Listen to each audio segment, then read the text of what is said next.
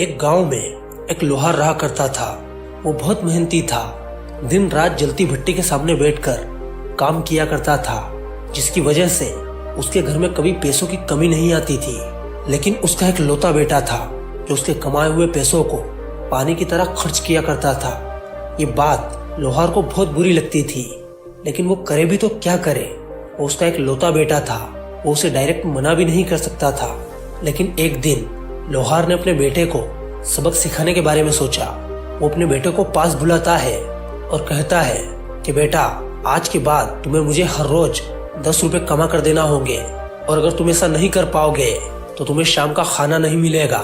पिता की ये बात सुनने के बाद लड़का बहुत ज्यादा परेशान हो जाता है और वो काम की तलाश में निकल जाता है।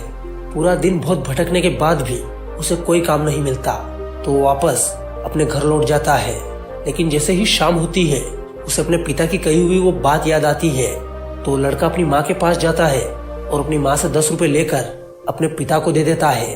वो लोहार उन 10 रुपयों को लेकर जलती आग की भट्टी में फेंक देता है। फिर कुछ दिनों तक यही सिलसिला चलता रहता है।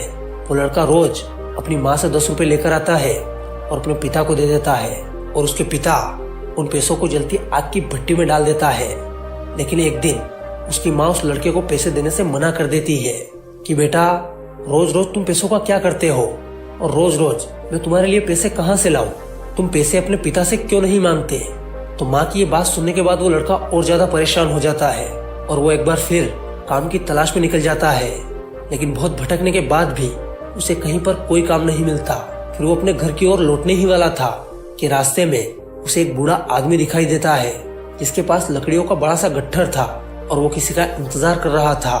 तो लड़का उस बूढ़े आदमी के पास जाता है और उनसे कहता है कि अगर आप बुरा ना मानो तो मैं आपके लकड़ियों के गट्ठर को आपके घर तक पहुंचा सकता हूं, जिसके बदले में आप मुझे 10 रुपए दे देना। लड़के की ये बात सुनने के बाद वो बूढ़ा आदमी मान जाता है। उसके बाद वो लड़का उस बूढ़े आदमी के लकड़ियों के गट्ठर को सर पर उठाकर चलने लगता है। लकड़ियों के गट्ठर में बहुत ज्यादा वजन होता है और वो लड़का इतना वजन जिंदगी में पहली बार उठा रहा होता है, जिसके कारण वो पसीना पसीना हो जाता है और दर्द के मारे वो बहुत ज्यादा थक जाता है। लेकिन जैसे तैसे वो लड़का उस लकड़ियों के गट्ठर को उस आदमी के घर तक पहुंचा देता है और उनसे 10 रुपए लेकर सीधा अपने पिता के पास जाता है और अपने पिता को वो पैसे दे देता है।